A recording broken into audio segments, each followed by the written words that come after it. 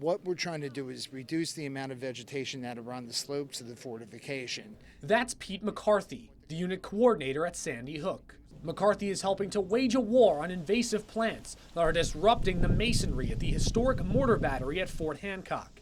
And his number one weapon in the fight? Goats.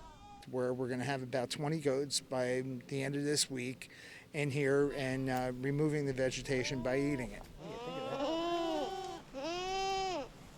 My wife and I have children. These are my kids. The goats belong to Larry Sahanick of Rhinebeck, New York.